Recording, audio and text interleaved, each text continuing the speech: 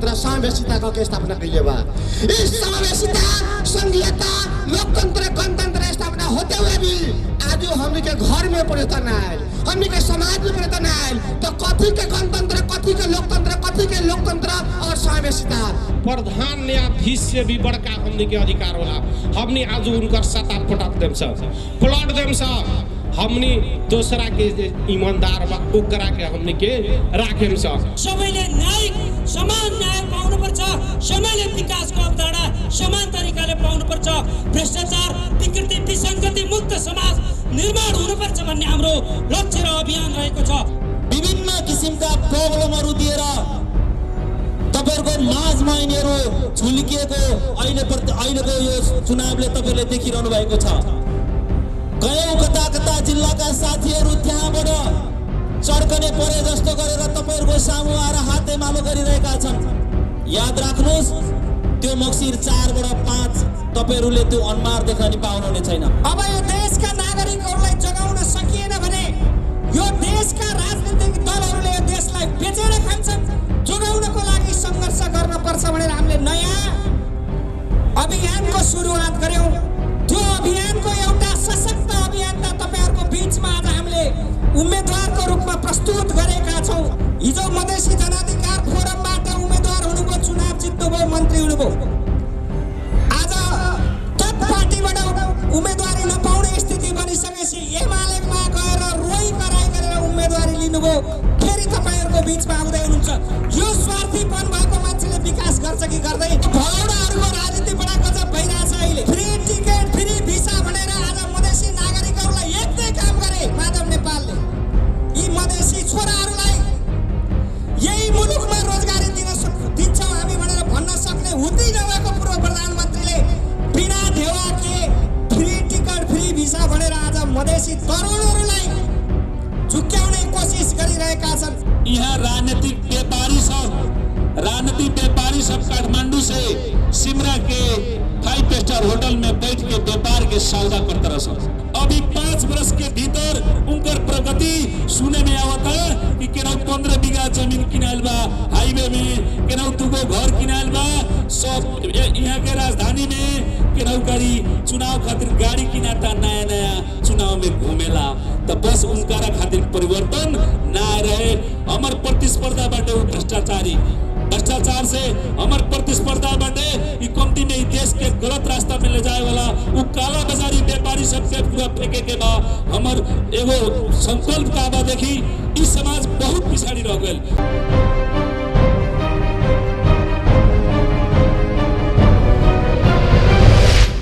ठेटा गांव पालिका सहित के हमने के क्षेत्र नंबर 4 के अवस्था कैसन बा?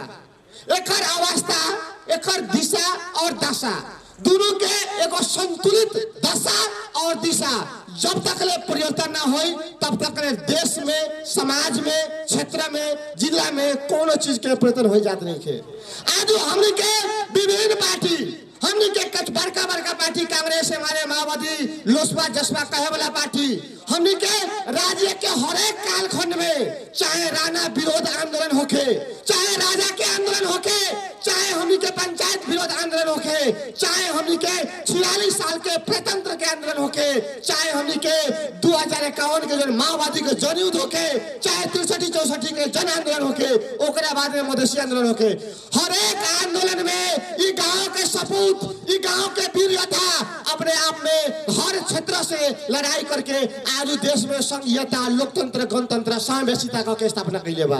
इस समावेशिता, संघीयता, लोकतंत्र, गणतंत्र स्थापना होते हुए भी आज हमने के घर में परिवर्तन आयल, हमने के समाज में परिवर्तन आयल, तो कथी के गणतंत्र, कथी के लोकतंत्र, कथी के लोकतंत्र और समावेशिता। जब तक ले आदमी के जीवन में, आदमी के घर में, आदमी के समाज में अगर परिवर्तन नहीं किया तब बड़का पार्टी के हो मार्क्सवाद, लेनिनवाद, माओवाद, खाओवाद, जाओवाद उ सब बिसराए के होई काहे से हमने के किछो परिवर्तन नहीं किया आयल। अन्याय के विरोध जे माने लागत हटे नो कि अन्याय करता ओकर साथ ना देवे के पड़ल। सबसे बड़का न्याय प्रधान न्यायाधीश से भी बड़का हमने के अधिकार होला। हमने आज उनकर सत्ता पटक देम सब, पलट देम सब। हमनी दूसरा के जे ईमानदार बा ओकरा के हमनी के राखेम स।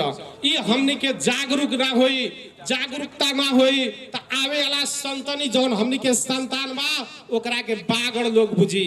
आज यो देश भ्रष्टाचार, विकृति, विसंगति, अन्यायपूर्ण व्यवहारले ग्रसित छ। हरेक राजनीतिक दलहरूले सबैभन्दा पहिला यो देशको विकास गर्नको सट्टा कुनै पनि घटना घट्यो या भ्रष्टाचारमा कोही मुछियो भने राजनीतिक गन्ध दिने जुन किसिमको दुस्साहस गरेर संविधान र कानुनलाई मिथ्या व्यवहार गरेका छन्, त्यसको विरुद्धमा हामीले निरन्तर आवाज उठाउँदै आइराखेका छौँ।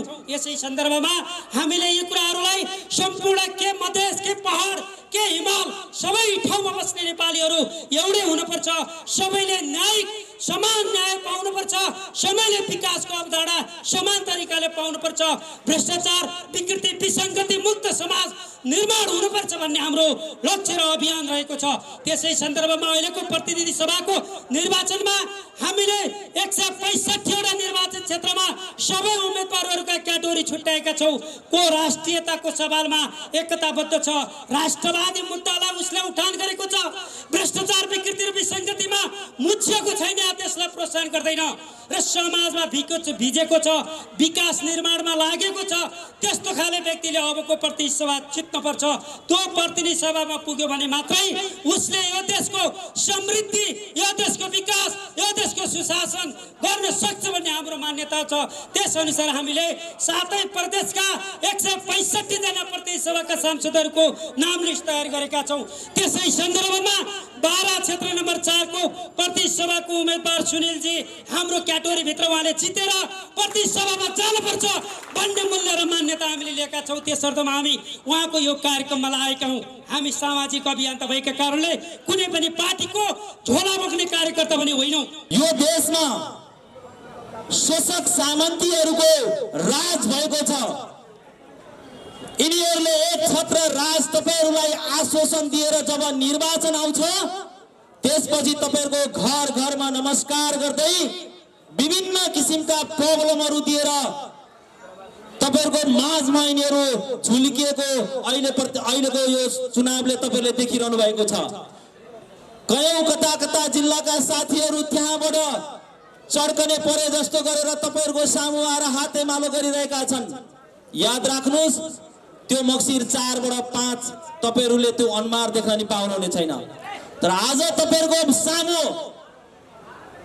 37-38 वर्षीय युवा जो देशको लागि तपाईहरू हामी जस्तो एउटा साधारण जनता शिक्षा स्वास्थ्यको लागि आन्दोलन बुलन्द आवाज उठाउँदै जनता दरबार पार्टी हुँदै जनताको माग राख्दै आज यस प्रतिनिधि सभामा तपाईहरू सामु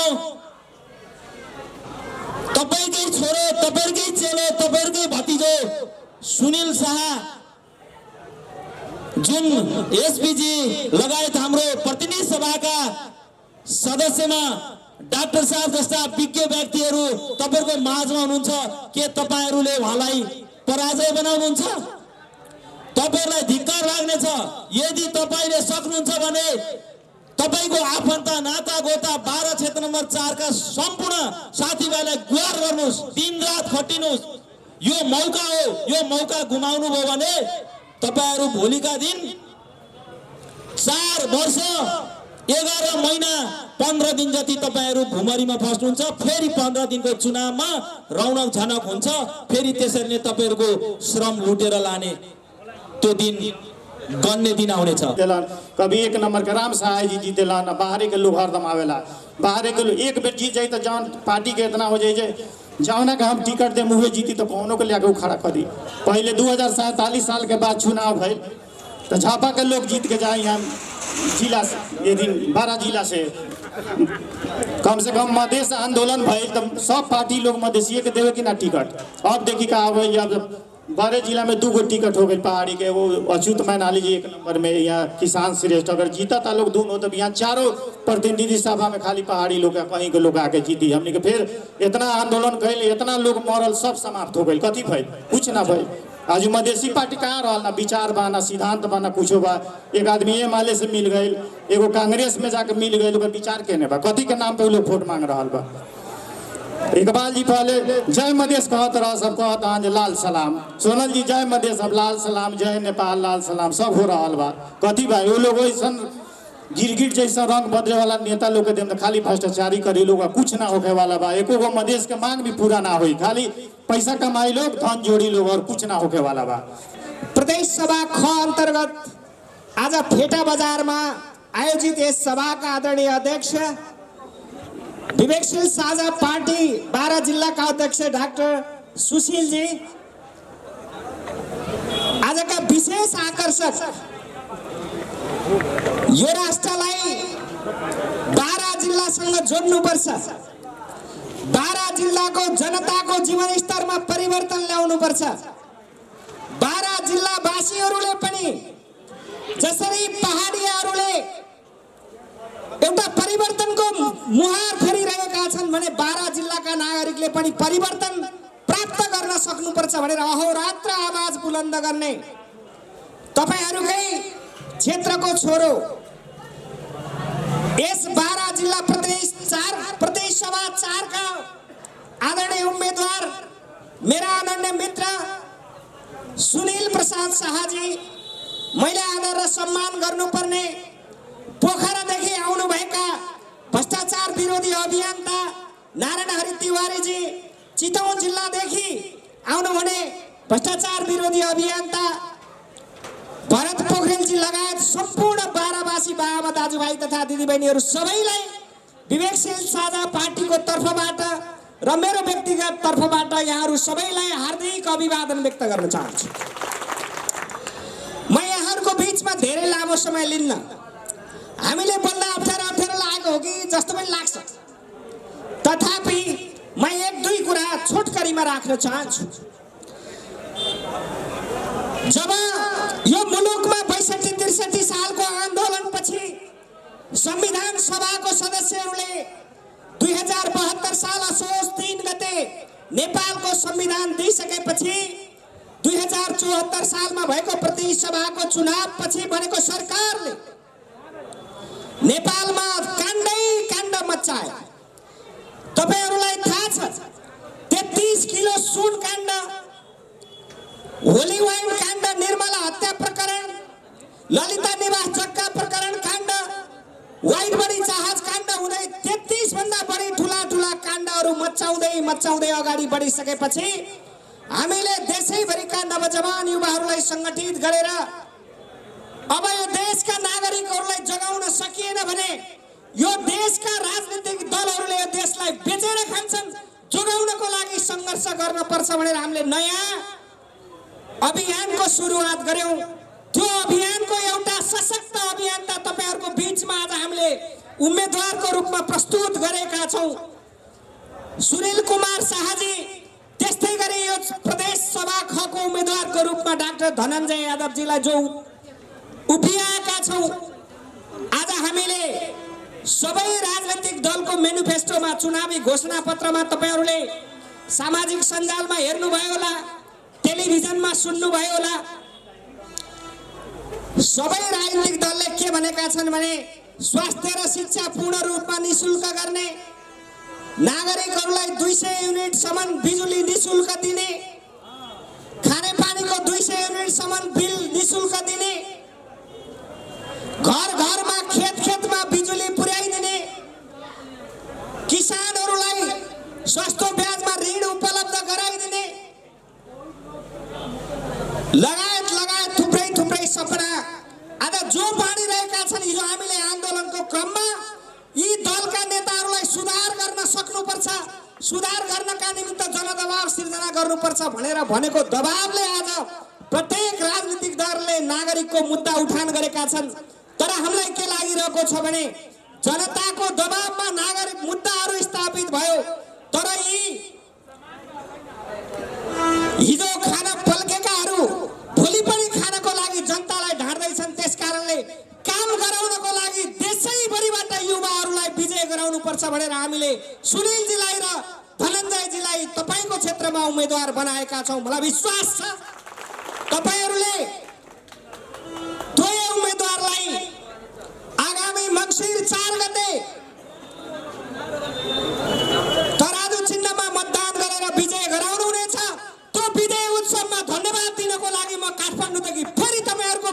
देखाउनेछु र तपाईका तमाम विकासका योजनाहरूलाई कसरी पुनर्जागरण गर्ने हामी फेरि अर्को संकल्प लिएर जानेछौँ। यसका निम्ति तपाईहरूको उम्मेदवारी दर्तादेखि लिएर फेटा गाउँपालिका लगायत 4 नम्बर क्षेत्रमा घुम्दाखेरि मैले के प्राप्त गरेको छु भने हामीले चुनाव जितिसकेका छौँ। 4 गते पर्खेर मात्रै बसेका हौँ। धनञ्जय जी र सुनिल जी को विजय सुनिश्चित भइसकेको छ। म तपाईहरूलाई धन्यवाद व्यक्त गर्न चाहन्छु। मैले यो किन भनिरहेको छु भने सुनिल जी को प्रतिस्पर्धी उम्मेदवारहरू तपाईहरूको गाउँघरमा भोट माग्न आउनुहुन्छ। म 2 सांसद उम्मेदवारको नाम लिन चाहन्छु। एकलाल मियाजी हिजो मधेसी जनाधिकार फोरमबाट उम्मेदवार हुनुभयो, चुनाव जित्नुभयो, मन्त्री हुनुभयो। आज तत् पार्टीबाट उम्मेदवारी नपाउने स्थिति बनिसकेपछि एमालेमा गएर रोई कराई गरेर उम्मेदवारी लिनुभयो। फेरि तपाईहरूको बीचमा आउँदै हुनुहुन्छ। यो स्वार्थीपन भएको मान्छेले विकास गर्छ कि गर्दैन? स्वार्थीपन नभएको मान्छेले जहाँ बस्छ त्यही बसेर सङ्घर्ष गर्ने हो। पैसाको बलमा उम्मेदवारी प्राप्त गर्ने मान्छेले जनताको मनको कुरा बुझ्दैन। त्यसकारणले म एकलाल मियाजीलाई यति आग्रह गर्न चाहन्छु, तपाईँ पूर्व सांसद पनि हुनुभयो, भागिकन दौडिकन टिकट लिनुभएको छ। यसपटक तपाईँकै गाउँको भाइ हो। यसपटक तपाईँले बाहिरी रूपमा नभए पनि भित्री रूपमा सुनिलजीलाई सहयोग गरेर जिताउन कोसिस गर्नुहोस्, सहयोग गर्नुहोस्। म तपाईँलाई आग्रह गर्न चाहन्छु। अर्को किसानजी हुनुहुन्छ जो तनहुँमा रामचन्द्र पौडेललाई हराएर मन्त्री हुनुभयो। आज तनहुँका नागरिकहरूले तँ यहाँ चुनाव लडिस् भने हामी तँलाई पत्ता साफ गर्छौँ भनेपछि दौडेर बाहिर आइपुग्नु भएको छ। यो भगौडाहरूको राजनीति बडा गजब भइरहेछ अहिले। त्यही पार्टीका नेता पूर्व प्रधानमन्त्री माधव नेपालले के भन्नुभयो रौतहटमा तपाईँहरूलाई थाहा छ। बिना ढेवाके फ्री टिकट फ्री भिसा भनेर आज मधेसी नागरिकहरूलाई एक्लै काम गरे माधव नेपालले। यी मधेसी छोराहरूलाई यही मुलुकमा रोजगारी दिन्छौँ हामी भनेर भन्न सक्ने हुँदै नभएको पूर्व प्रधानमन्त्रीले बिना ढेवाके फ्री टिकट फ्री भिसा भनेर आज मधेसी तरुणहरूलाई झुक्क्याउने कोसिस गरिरहेका छन्। खबरदार, म भन्न चाहन्छु माधव नेपालजी, नागरिकहरूलाई अब झुक्क्याउने तपाईँको अधिकार छैन। यस्ता बकमबुचे कुरा छोड्दिनुहोस्। यति मात्र होइन, किसानजीले अस्ति प्राइम टेलिभिजनको इन्टरभ्यूमा छलफलमा तपाईँहरूले सुन्नुभयो, नेपालको संविधानले सम्पूर्ण मतदाताहरूलाई सार्वभौम सत्ता सम्पन्न नागरिक भनेर भनेको हो। सांसद उठिरहेको मान्छे नागरिकले प्रश्न गरिरहेको बेलामा मलाई त्यो शब्द भन्न पनि अप्ठ्यारो लाग्छ। साला आडाका टट्टुहरू भनेर भन्ने किसानजीलाई तपाईँले भोट हाल्न सक्छ कि सक्दैन? आज बाह्रका नागरिकहरूले सोच्नुपर्ने दिन आएको छ। मतदाताहरू भाडाका टट्टु हुन्, नेताहरू नागरिकका सेवक हुन्, नेताहरू नागरिकका नौकर हुन्। तर नागरिक नेताहरूको मालिकलाई आज टट्टु भन्नेलाई तपाईँहरूले भोट हाल्न हुन्छ कि हुँदैन आज विचार गर्ने बेला आएको छ। हमने के आज 12/4 में आज राजनीतिक दंगल एगो शुरू भइल बा। ई भादो के बैंक खानी सब 5 वर्ष लुकाएर लसन, अब चुनाव आयल तो भूल निकलता रसन। अब अपने लोगन देखी हमनी के समाज में जेंगे पीड़ा बा, जेंगे उत्पीड़न बा, जेंगे शोषण बा, एकरा के अंत करे खातिर सबसे पहले हमनी के जनता के परिवर्तन होकर जरूरी बा। जब तक हमनी के जनता परिवर्तन ना होके सन, जब तक हमनी के जनता ई एगो अगाड़ी अपन पाइला ना सारी, तब तक समृद्धि, सुशासन, अशांति, असुख, चैन हमनी के समाज में नहीं खे आवेला। आज राजनीति के यहाँ के राजनीति पार्टी सब व्यापार बना दिला सन। तो राजनीति कोनो व्यापार ना हो, राजनीति एगो सेवा हो, राजनीति एगो समर्पण हो, राजनीति एगो त्याग हो, राजनीति एगो ऐसा परिवर्तन के रास्ता हो। जौन आदमी अगर राजनीति करे वाला आदमी अगर ईमानदार हो गए तो पूरा समाज के परिवर्तन करके रख दी। अगर राजनीति करे वाला आदमी अगर संघर्षशील बाटे, राजनीति करे वाला अगर आदमी अगर निष्ठावान बाटे तो उस समाज के निष्ठावान बनावे के संकल्प के यात्रा उ करा सकता। लेकिन आज हमनी के देश के राजनीति इतना बिगड़ल बा, ओकरे राजनीति सबसे पहले 12/4 में इतना बिगड़ल बा कि हमनी के 12/4 के जनता हमेशा ठगा जाता निशान। तो हमर आग्रह बा, देखी अभी यहाँ राजनीतिक व्यापारी सब काठमांडू से सिमरा के 5 स्टार होटल में बैठ के व्यापार के सौदा करते रह। हमनी के जनता के किने वाला सौदागर सब वहाँ होटल में बैठल बा सन। यहाँ से 2-4 गो बदमाश आदमी उ जाता रसन आ 10 लाख 20 लाख पैसा लेके और समाज सब हमारा सब तोहरा मिली अपने के मुड़ी बेच के आई खा जाता रसन। आ हमनी के बस राजनीतिक के चिन्हे नहीं की सकत सर। पहले बात का बा कि राजनीति के चिन्हे के पड़ल, राजनीति करे वाला आदमी में 3 गो संकल्प होकर जरूरी बा। सबसे पहले वो ईमानदार होके के पड़ल। जब तक वो ईमानदार ना होई तब तक वो समाज के ईमानदार ना बना सकता। ओकरा में एगो दृढ़ संकल्प आ एगो दूरदृष्टि होके के पड़ल कि हमर समाज इतना पिछड़ल बा, एकरा के आगाड़ी ले जाए खातिर हमर प्लान हई है, हमर योजना हई है, हमर संघर्ष के रास्ता ही है। ओकरा लगे दूरदृष्टि होके के पड़ल। ओकरा बाद में उ निष्ठावान होके के पड़ल। ओकरा लगे आत्मशक्ति होके के पड़ल, आत्मविश्वास होके के पड़ल कि इस समाज के अगर हम चाहता नहीं तो हम परिवर्तन कर सके। हमर आवश्यकता बा, हमर जनता हमरा के चुन के पठैले बा, हमर समाज के दुख, हमर समाज के दरिद्रता अंत करे खातिर पठैले बा। लेकिन यहाँ के राजनीतिक पार्टी सबके नेता जब जीत के जाता तभी जनता के सब कुछ भुला जाता। बस एकरे खातिर हमर उम्मीदवारी है, एकरा के अंत करल जरूरी बा। जब तक इस समाज से गलत नेता सबके बहिष्कृत ना हुई, जब तक इस समाज से गलत नेता सबके बाहर ना फेंकल जाई, जब तक इस समाज से और व्यापारी सबके अब किरुआ 12/4 के जनता व्यापारी ना रह गए, और अब किरुआ 12/4 के जनता कोनो सामान ना रह गए। ई व्यापारी से बिकाए वाला नहीं के अब इंसान हो गल बा, वही नहीं के किन सकत। अब किरुआ दिखा दी लोगन अपने लोगन कि 12/4 के जनता अब बुद्धिजीवी हो गल बा, अपन नेता छाने के ताकत रखता, अपन नेतृत्व छाने के ताकत रखता। वैसन अब किरुआ मनसीर 4 गते अपने लोगन के देखावल जरूरी बा। ई व्यापारी सबके व्यापार ओकनी के व्यापार करे पेठावल जरूरी बा। एकरा से पहले जवन सांसद जीत के गए रहलन, अब हम नाम तो नालम सब कोई के अपने के था बा, उ सांसद अभी 5 वर्ष के भीतर उनकर प्रगति सुने में आवता है कि केनाउ 15 बीघा जमीन किनाइल बा, हाईवे में केनाउ 2 गो घर किनाइल बा, सब यहाँ के राजधानी में केनाउ गाड़ी चुनाव खातिर गाड़ी किनाता, नया नया चुनाव में घूमेला।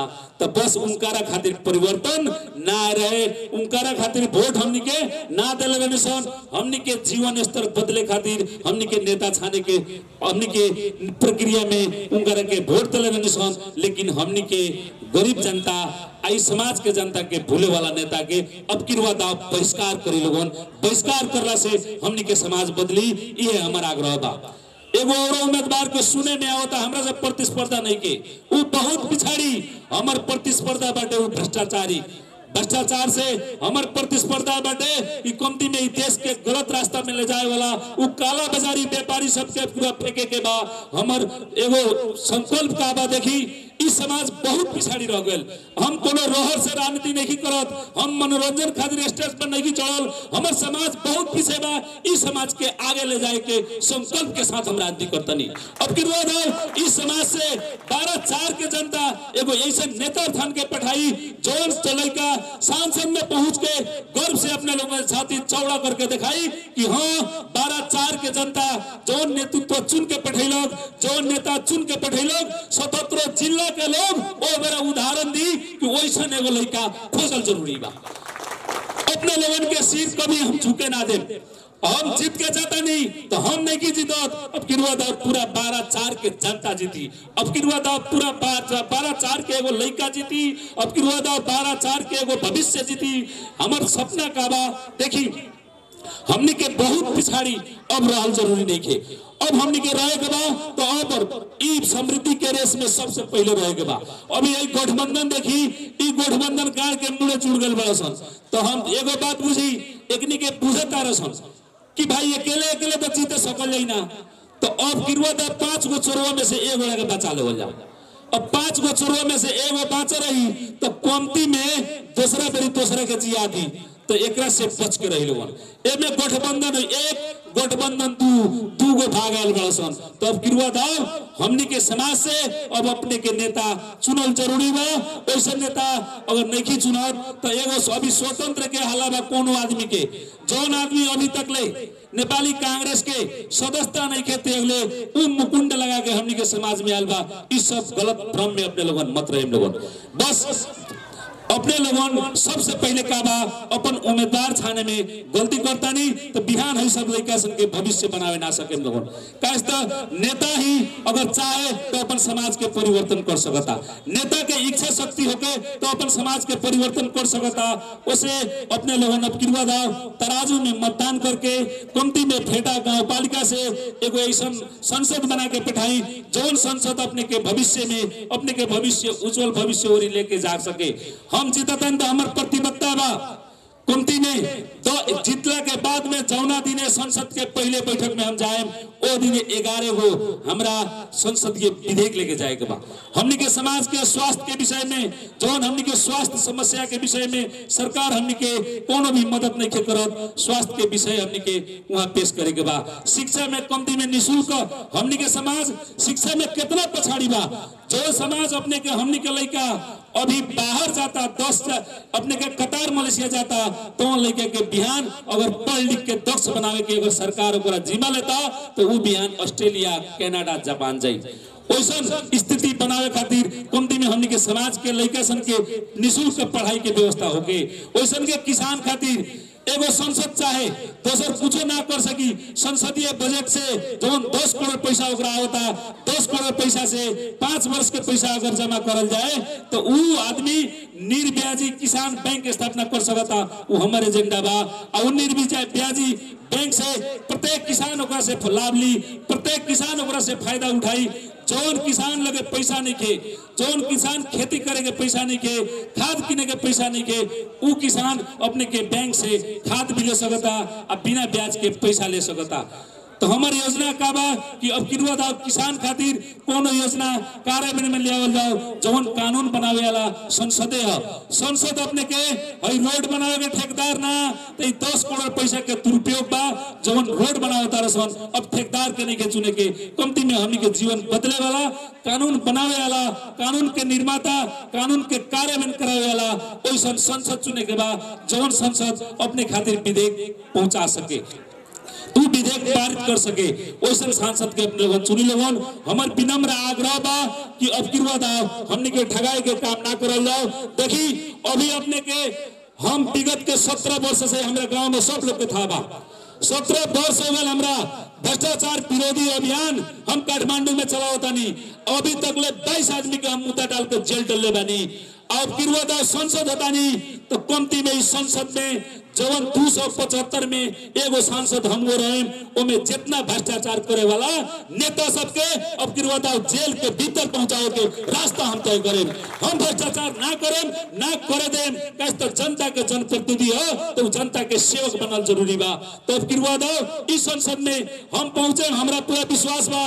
कैसे तो जनता चाहता कि अब शेर के साथ चले के बा अब गधा के साथ नहीं के चले के।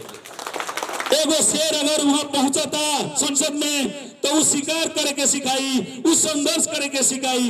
गधा पहुंची तो हेकू हेकू करवावत रही। तो गधा के संग तो गिरवा नहीं के करे के। हमनी के समाज के एगो नेतृत्व करे वाला एगो सच्चा एगो ईमानदार एगो समाज प्रति जिम्मेवार व्यक्ति के रूप से हम अपने लोगों से ईमानदारी के साथ हम शपथ लेता नहीं, हम कसम खाता नहीं कि अब गिरवा दाओ समाज बदले के पूरा प्रयास करें। ऐ समाज बदल के दिखाएं, पूरा दुनिया देखी। ये कहते हुए हम अपने के बहुत समय ना लें। यहाँ अभी अरजान के समय हो गल बा, बहुत लोग रुकल बा। हम सब कोई के यहाँ कार्यक्रम में उपस्थित जे भैल बा सब हमार दाजू भाई दीदी बहनी हमार काका भाई भतीजा सबके धन्यवाद।